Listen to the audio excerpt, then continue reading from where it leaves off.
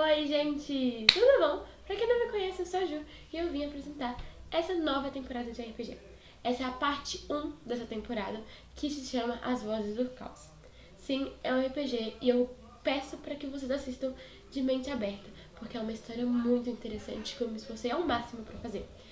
Então, eu acho que eu não tenho nada mais para falar para vocês, além de que é uma história fictícia, então não se preocupe e assista à vontade. Peguem os seus escudos e suas pipocas e juntem-se à mesa.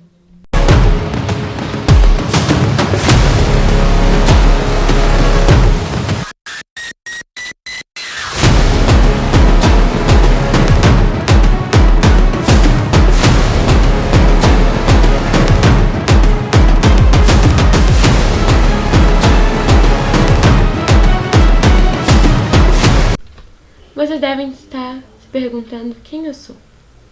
Eu sou uma observadora como vocês e vim contar o início dessa história. Tudo começou com duas agentes, Arian e Lauren. Arian, uma menina verde com cabelos azuis, e Lauren, uma estadunidense que veio para o Brasil. Foram convidadas pela Ordem para investigar uma missão no sul de Minas Gerais, uma cidade chamada Vale de Perdões. Após a viagem longa e após alguns problemas técnicos com o carro... Amiga, é difícil essas coisas. Tinha que ser essa daqui, não. Além de verde, com todo respeito. Mas além de verde, ainda tem que fazer uns negócios desses. Não, sinceramente. Fica quieta aí, você nem sabe dirigir. Pelo amor de Deus, a culpa não é minha, não. Elas conseguiram chegar. Chegando lá, elas foram até a cena do crime e descobriram que a investigadora do caso, Linda Carvalho, estava de licença. E, consequentemente, ela é a mesma pessoa que fez a denúncia. Então, foram primeiro atrás da Linda, para descobrir, o porquê dela suspeitar de que aquele caso ali era paranormal. Conversaram com ela, que é uma investigadora um pouco difícil de lidar. Ela não cedeu muitas informações e ficou direito como ela sabia dessa ligação com o paranormal.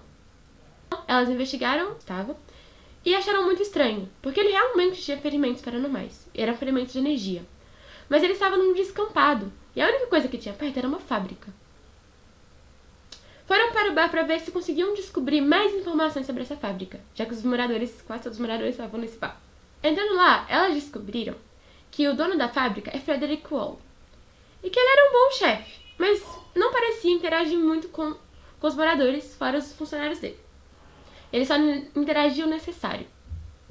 E que ele não era de lá. E que ele foi comprar a fábrica. E descobriram também que a fábrica, há muito tempo atrás, era da família da Linda, dos Carvalhos.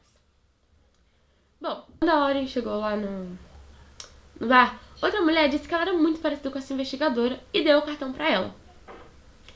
Assim que a Lauren pegou o cartão, ela reconheceu. Era a prima dela, Esmeralda Coleman. Então elas foram até a delegacia encontrar a prima da Lauren. Quanto tempo? Meu Deus, Esmeralda, o que você tá fazendo aqui, minha filha? Eu te procurei pra tanto quanto é canto, minha filha. Minha família tava toda preocupada. Esmeralda é uma menina ruiva que tava bem entediada com seu trabalho de detetive. O capitão da notícia que eles tinham encontrado o Matheus, a Lauren e a Ari estranharam. Porque já tinha um policial lá quando elas chegaram. E a investigadora oficial estava de licença. Como só agora o resto da delegacia fica sabendo? Então a Esmeralda explica para elas que lá, infelizmente, as investigações são muito comprometidas por culpa de dinheiro. As pessoas basicamente não podem contar com a polícia de lá.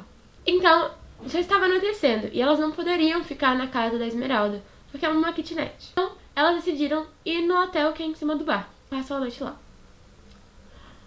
No outro dia, logo de manhã, elas acordam e vão tomar café lá nesse bar mesmo. Elas tentam investigar mais um pouco. E nisso, elas descobrem que havia uma senhora que alugava a casa do Matheus. Então elas foram conversar com essa senhora, Dona Angelina, a dona da padaria. Foram conversar com ela para ver se elas poderiam entrar na casa do Matheus e dar uma investigada por lá.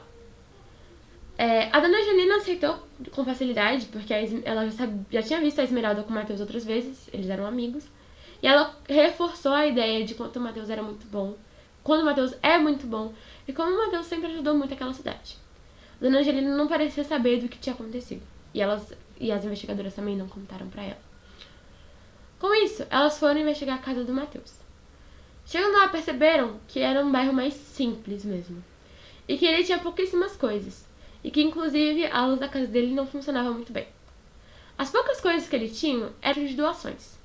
Tinha doações para creches, para lar de idosos e para várias outras coisas. Descobre que que a Dona Angelina também havia entregado uns docinhos para ele, da padaria dela. E a Dona Angelina mostra um bilhete dele avisando que na sexta-feira, o dia que ele supostamente faleceu, teria uma espécie de encontro na fábrica, porque o Frederick pediu para que todos eles levassem aparelhos velhos para lá. E falou com a Dona Angelina para não se preocupar com ele, pois ele almoçaria na fábrica. Bom, com essas informações e já escurecendo, as meninas decidiram voltar pro bar. Conversaram com a tender, né, do bar, que tinha um robozinho muito esquisito que se chamava Max. A Melissa, a bartender, não falava. Quem falava por ela era esse robozinho. Ela fazia as bebidas e o Max falava por ela. O pessoal da cidade parecia estar acostumado com isso, mas a Arya ficou muito desconfiada desse robô e acabou descobrindo que ele era paranormal também. Depois elas chegam a conversar e ela descobre que a Melissa também esteve presa aonde a Arya ficou, no que elas acham ser a Área 51, mas elas não têm certeza. As duas percebem que vieram e sofreram as mesmas coisas no mesmo lugar. Mas elas não falam muito abertamente sobre isso. Elas se esbarram e comentam brevemente sobre. Enquanto as meninas estavam lá conversando, tomando suas bebidas, entra Frederick e Linda, juntos, de mão dadas, o que causou estranhamento em todo mundo, porque eles sempre foram rivais. A família deles, desde muito tempo atrás, nunca deu certo. Então como é que os dois entrariam juntos? Não fez o menor sentido. Então a Esmeralda percebe, né, que a Melissa também estranhou muito. As meninas percebem que a Esmeralda estranhou muito. E ela explica esse fato, né, de que as famílias eram rivais, que eles não dão certo de jeito nenhum. Mas que eles começaram a brigar.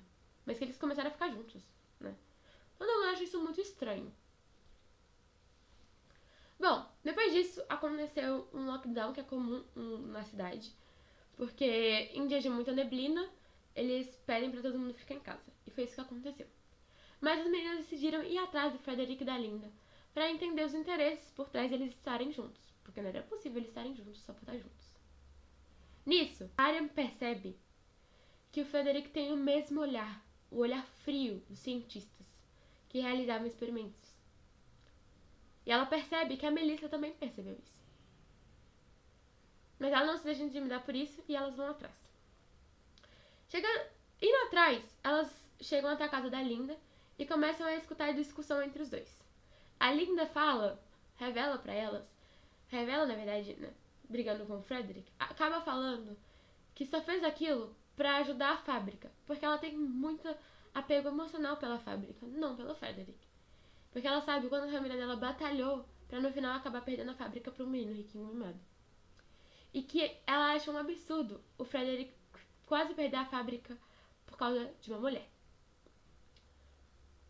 Bom, com isso e o lockdown ainda rolando, as detetives, sem querer, acabam fazendo um barulho e atraindo o Frederick pra fora. Assim que ele vê elas começam a correr em direção ao carro e vão dirigindo até a fábrica. E o Frederick não perde elas de vista. Chegando na fábrica, elas encontram uma cena que elas não estavam prontas para ver. Você quer saber o que elas viram? Então, esteja aqui dia 22, na segunda, às 2 horas.